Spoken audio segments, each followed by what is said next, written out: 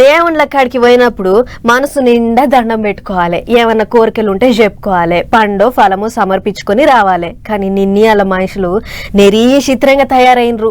దండం పెట్టుకొని ఊకే పోకుండా లేని ముచ్చట్లన్నీ మాట్లాడుతుర్రు. దేవుని కాడ కూడా రాజకీయాలు మాట్లాడుతుర్రు. అందుకే ఇప్పటి సంధి అసొంటి ముచ్చట్లు ఇనిపియొద్దని 7 కొండల మీద గట్టి రూలే పెట్టిర్రట. చూడుర్రి, ఇన్నొద్దులు ఒగలెక్క ఇప్పుడు ఒగలెక్క.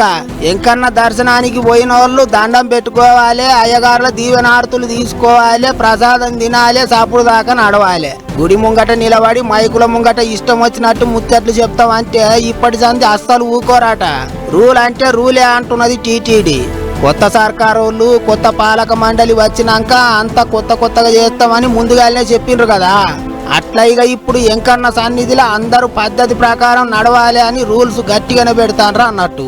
ఎవళ్ళైనా సరే ఎంకన్న గుడి కాడ రాజకీయాలు మాట్లాడితే చర్యలు తీసుకుంటారట, కేసులు అవుతాయట. అంతేకాదు ఫోటోలు దిగుడు, వీడియోలు తీసుకునుడు గిసోంటి అన్ని చేస్తే అస్సలు ఊకోరాట. ఈనాడు కొంతమంది మీద కేసులు కూడా పెట్టిండ్రు. కానీ ఏం మనసులో ఏమో లీడర్లు కూడా నలుగురికి చెప్పేటోళ్లే నాదానయ్యేటట్టు చేసుకుంటారు. దర్శనానికి పోయిన వాళ్ళు చాలా మంది గుళ్ళకేంచి బయటకు వచ్చి రాజకీయం ముచ్చట్లు చెప్తున్నారు. కొత్త సర్కారోళ్ళు పాత సర్కారోళ్ళ మీద, పాత సర్కారోళ్ళు కొత్త సర్కారోళ్ళ మీద షికాయతులు చెప్తున్నారు. దేవుని కాడ కూడా గిసంటి ముచ్చట్లేంది అని ఎంకన్న భక్తులు మస్తు నారాజు అవుతున్నారు. ఇదివరకే 7 కొండల మీద రాజకీయాలు మాట్లాడొద్దని రూల్ ఉన్నది గాని దాన్ని ఈ కాడ నుంచి గట్టిగా అమలు చేస్తారట.